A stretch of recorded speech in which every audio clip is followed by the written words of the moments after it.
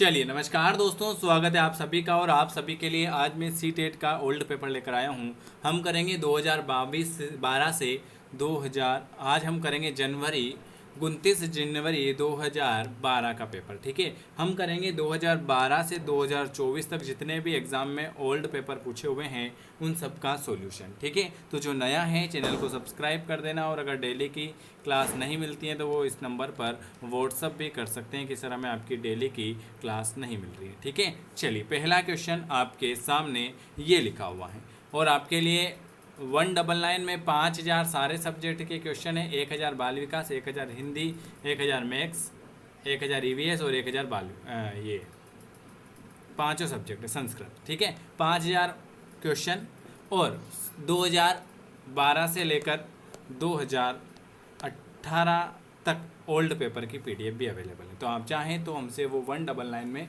Purchase कर सकते हैं। कोई भी अगर समस्या आ रही हो तो आप ज़रूर पूछ लीजिएगा।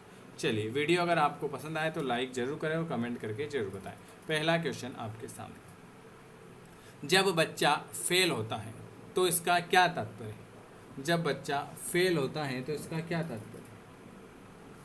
Very very good. पहला क्वेश्चन, जब बच्चा फेल होता है तो इसका तात्पर्य है कि जो व्यवस्था वो फेल हो गई है। जब बच्चा फेल होता है तो बच्चों ने उत्तर को सही तरीके से याद नहीं किया, बच्चों के प्राइवेट ट्यूशन लेना चाहिए था, व्यवस्था फेल हुई। तो आप सभी को पता है कि जब बच्चा फेल होता है तो व्यवस्था फेल हुई।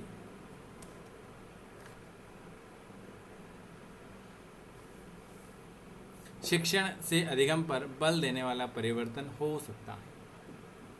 शिक्षण से अधिगम पर बल देने वाला परिवर्तन जो है वो कैसा होगा? तो वो बाल केंद्रीय शिक्षा पद्धति अपनाकर। शिक्षण से अधिगम पर बल देने वाला परिवर्तन जो हो सकता है, बाल केंद्रीय शिक्षा पद्धति अपनाकर।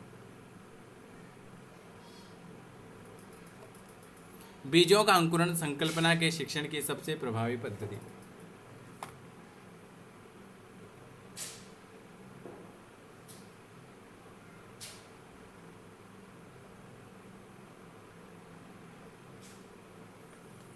तीसरे नंबर का क्वेश्चन, वेरी गुड।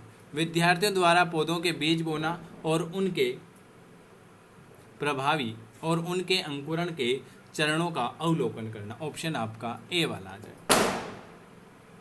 समावेशी शिक्षा का अर्थ क्या है? समावेशी शिक्षा का अर्थ क्या है बताइए। समावेशी शिक्षा का अर्थ होता है कक्षा में विविधता का उत्सव मनाती है। समावेशी शिक्षा का अर्थ होता है कि यह कक्षा में विविधता का उत्सव मनाती है। कौन सा वस्तुनिष्ठ प्रश्न है?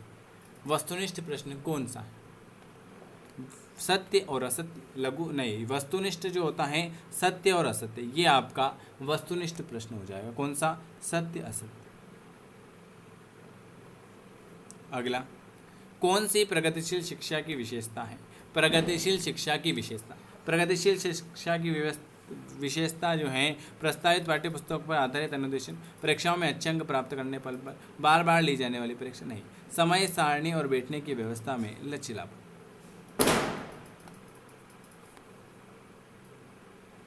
एक शिक्षक प्रश्न पत्र बनाने के बाद यह जांच करता है कि क्या प्रश्न परीक्षण के विशिष्ट उद्देश्यों की परीक्षा ले रहा है। वह मुख्य रूप से प्रश्न पत्र रिक्त स्थान के बारे में चिंतित।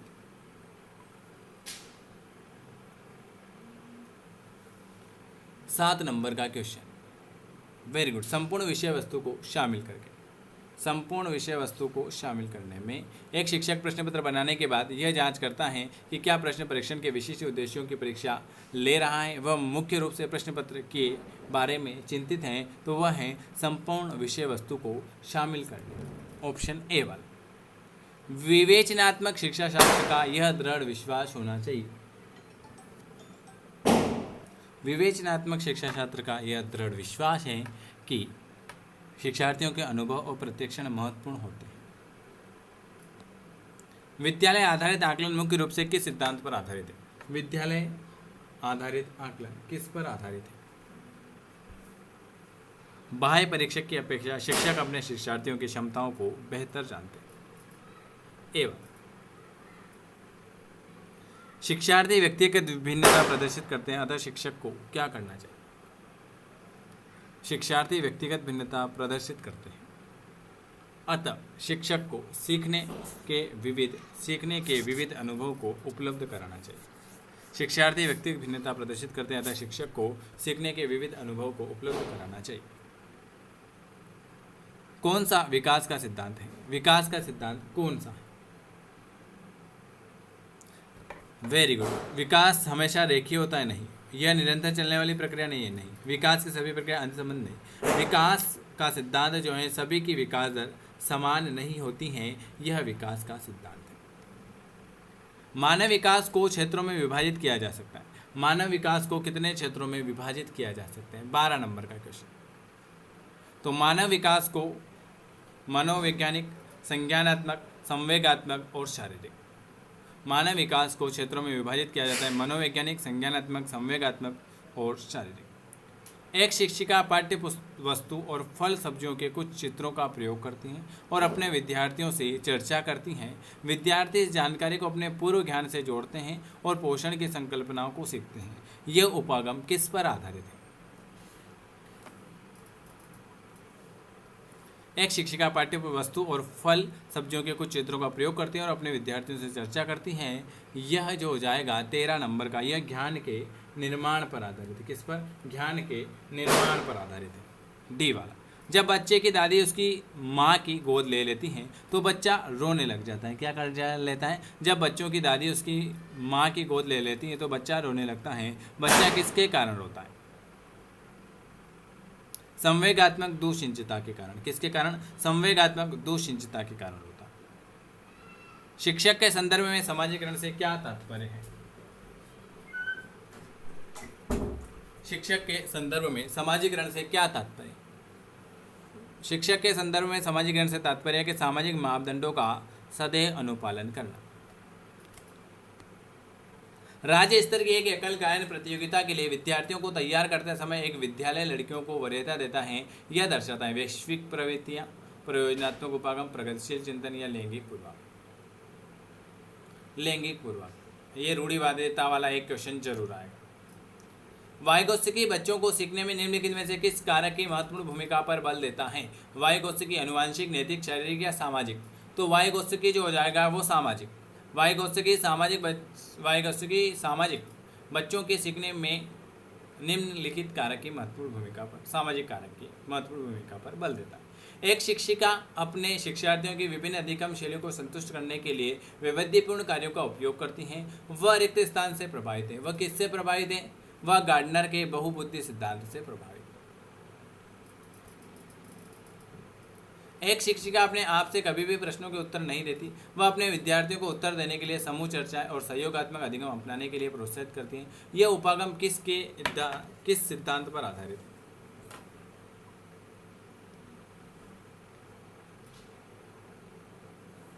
Very good. 19 नंबर का सक्रिय भागीदारी, डी वाला। कौन सा शिक्षक से संबंधित अधिगम को प्रभावित करने वाला कारक है? शिक्षक से संबंधित अधिगम को प्रभावित करने वाला कारक विषय वस्तु में प्रवीणता। कोहलबर्ग के अनुसार शिक्षक बच्चों में नैतिक मूल्यों का विकास कर सकता है। कोहलबर्ग के अनुसार शिक्षक बच्चों में नैतिक मूल्यों का विकास कर सकता है। 21।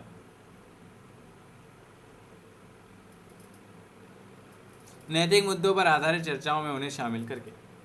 कोहलबर्ग के अनुसार शिक्षक बच्चों में नैतिक मूल्यों का विकास कर सकता है नैतिक मुद्दों पर आधारित चर्चाओं में उन्हें शामिल करके। छोटे शिक्षार्थियों को कक्षा में समवयस्कों के साथ अंतःक्रिया करने के लिए प्रोत्साहित करना चाहिए, जिससे वे एक दूसरे से प्रश्नों के उत्तर सीख सके, पाठ्यक्रम को बहुत जल्दी पूरा किया जा सके, वे पढ़ने के दौरान सामाजिक कौशल सीख सके या शिक्षक कक्षा को बेहतर तरीके से नियंत्रित कर सके। छोटे शिक्षार्थियों को कक्षा में समवयस्कों के साथ अंतःक्रिया करने के लिए प्रोत्साहित करना चाहिए। क्यों प्रोत्साहित करना चाहिए? क्योंकि वे पढ़ने के दौरान सामाजिक कौशल सीख सकें। वीडियो आपको कैसा लगा जरूर बताएं और लाइक शेयर जरूर सब्सक्राइब करें, ठीक है। जब एक नियोग बच्चा पहली बार विद्यालय आता है तो शिक्षक को क्या करना चाहिए?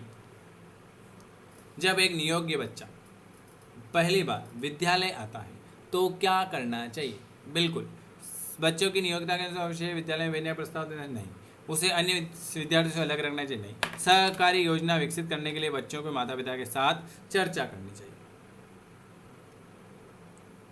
पियाजे के संज्ञानात्मक विकास के चरणों के अनुसार संवेदी प्रेरक अवस्था किसके साथ संबंधित है? संवेदी प्रेरक अवस्था सामाजिक मुद्दों से सरोकार।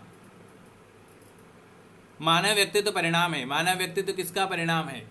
मानव व्यक्तित्व जो है आनुवांशिकता और वातावरण की अंतक्रिया का। मानव व्यक्तित्व परिणाम है आनुवांशिकता और मानव की अंतक्रिया का। शिक्षण अधिगम प्रक्रिया में व्यक्तिगत रूप से ध्यान देना महत्वपूर्ण है। क्यों? क्योंकि बच्चों की विकास दर भिन्न होती और वे भिन्न तरीकों से सीख सकते हैं। कौन सी समस्या समाधान की वैज्ञानिक पद्धति का पहला चरण है? समस्या समाधान की वैज्ञानिक पद्धति का पहला चरण प्रकल्पना का परीक्षण करना, समस्याओं के प्रति जागरूकता, प्रासंगिक जानकारी को एकत्र करना या प्रकल्पना का निर्माण करना। 27